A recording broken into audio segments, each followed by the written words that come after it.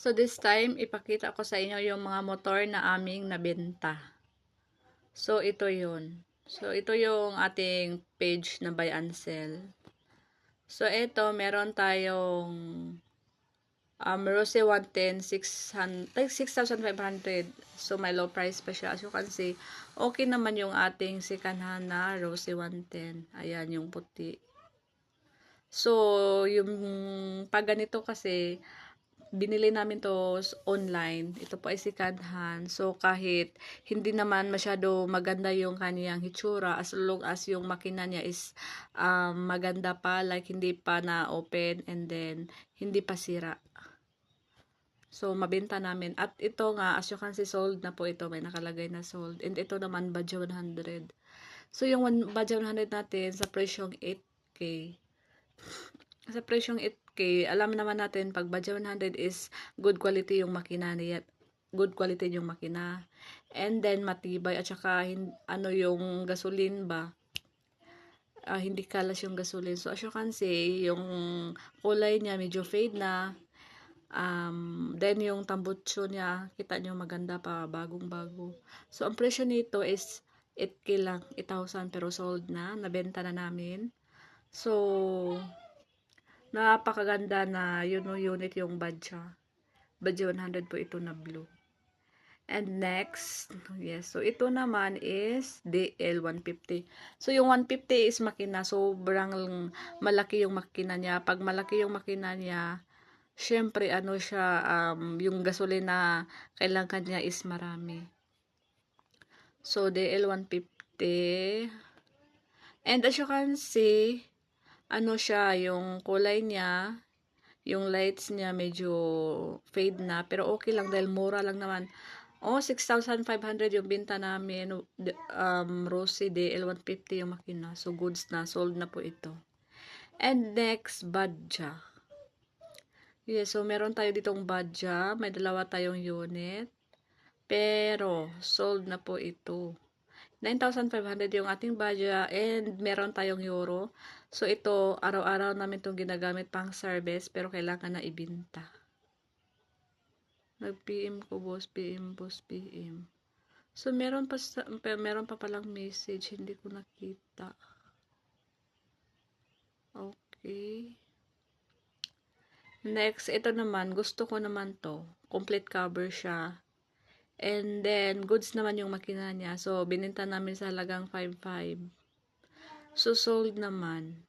Yung makina niya, wala namang problema, wala namang issue. So, minsan yung husband ko is nagbenta rin ng mga goma, ng gulong. And ito, nabenta na rin to 13,000 yung sidecar only. And this, ito, DL150 rin, 6,500. Nabenta na din ito. Ayan. Next, ito, Rakal 110. So, Rakal 110, as you can see, yung kulay niya is black and makinang-kinang pa. Sold na din ito sa halagang 6,500. Meron ka ng service. And wala namang isyong makina.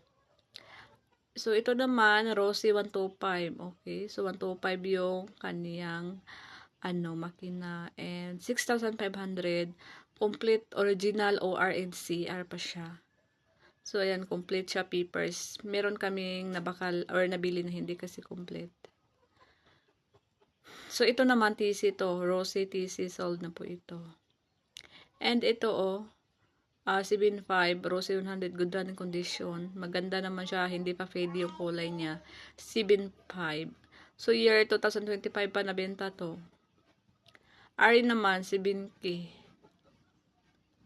Sold na po ito. Kahit mapangit yung hitsura na pagit yung pagka-paint. Pero, ito, isa to sa mga favorite ko. Sobrang gusto ko to. So, na-sold na po ito.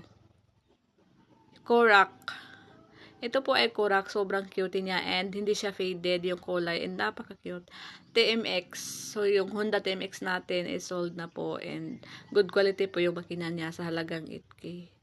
And then, meron naman tayong scooter. So, yung scooter, hindi to faded sa personal. Nagamit namin to. Ayan. Maganda to. Pero probinsya kami, hindi pwede mag-scooter dahil yung daan. Ito naman, Rosy to, nabenta agad. Rosy 125 yung makina niya.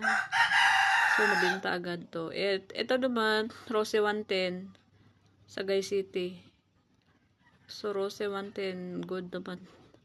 Ito, nabenta to. Yes. More pa, benta rin namin to. Ayan, mga benta namin yan. Ito, isa sa mga favorite ko, scooter. Another scooter. Ito, bagong scooter. Sobrang namimiss ko to, promise. I miss this one. Available. Sold. May nagko-comment pala. May nagko-comment pala dito. Another badja. Sold na po ito. Another badja.